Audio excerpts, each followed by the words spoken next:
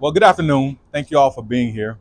Um, we are here this evening or this afternoon, to update you on the progress that the Sanford Police Department has made in the investigation of the arrest of Terance Pope.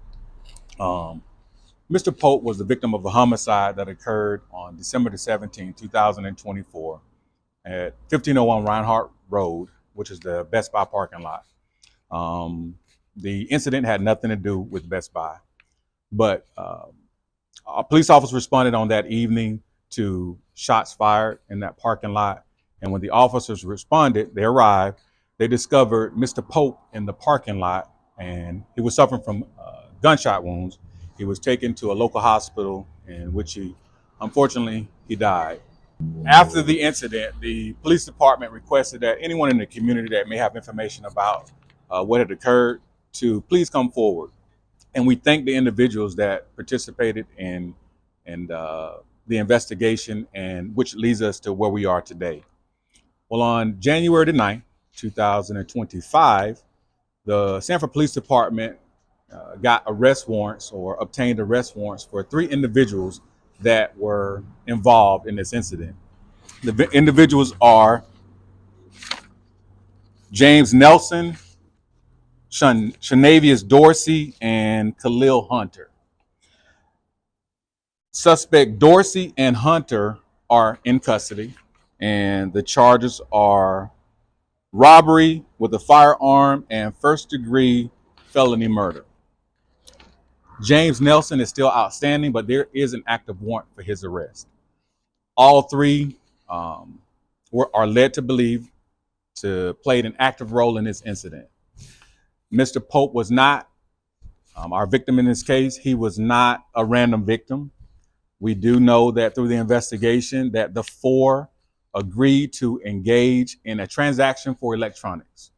And during the transaction, it led to, we believe, the other three, the three that have arrest warrants, deciding to rob Mr. Pope, which then escalated into Mr. Pope being shot, in which he later died.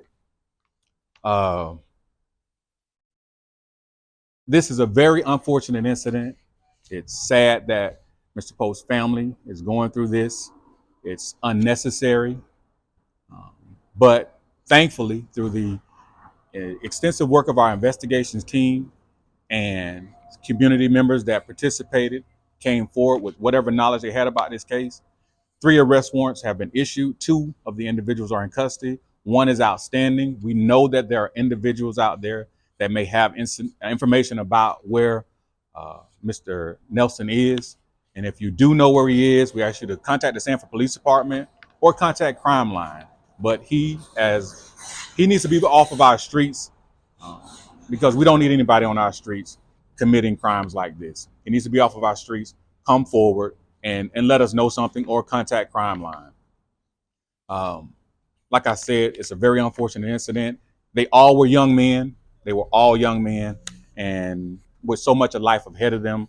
One is now deceased, and three have destroyed their lives, and I'm sure the lives of their families. So if anyone has information about this, we're asking you to come forward and help us get the third individual off of the street. Thank you.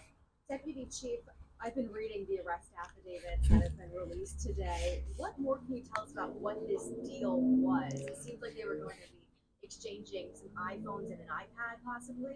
Yes, we believe they agreed to engage in a transaction in which it seems that Terance Pope was going to possibly purchase electronics from the three individuals, and they knew that he would have money because he was going to buy the electronics from them. And at some point, not sure right now, that part hasn't been revealed yet, or we haven't discovered why yet, but it led to them, I guess they changed the rules to their agreement. They didn't engage into the transaction.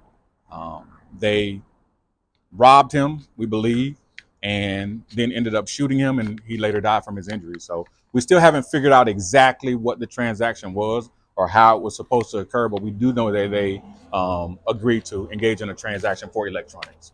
How does that make you feel that we have a life lost over what could have just been some phones, an iPad, or some cash. No life is, no electronic has an equal value to any life. And whatever the disagreement was, or whatever caused them to change their mind, it definitely wasn't worth it.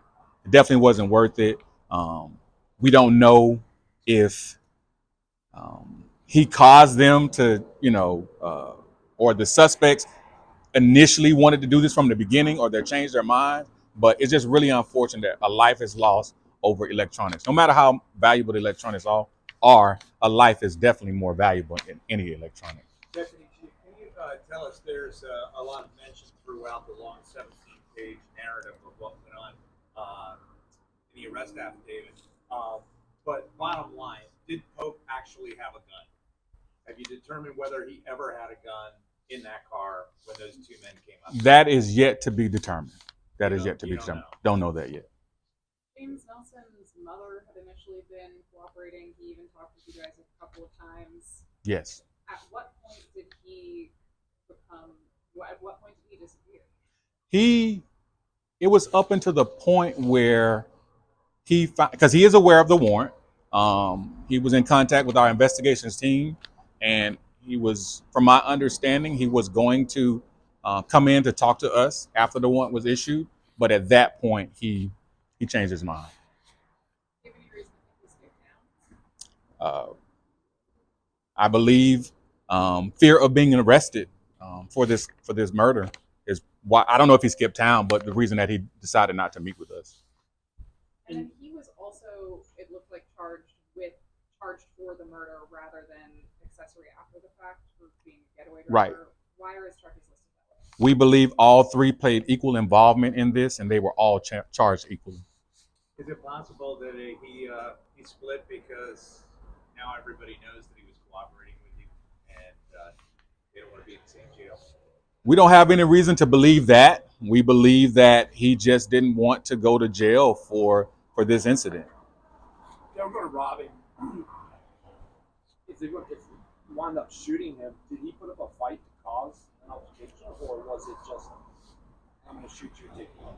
We don't have any reason to believe that he put up a fight. There is nothing that has been revealed to the investigation team at this time that he put up a fight.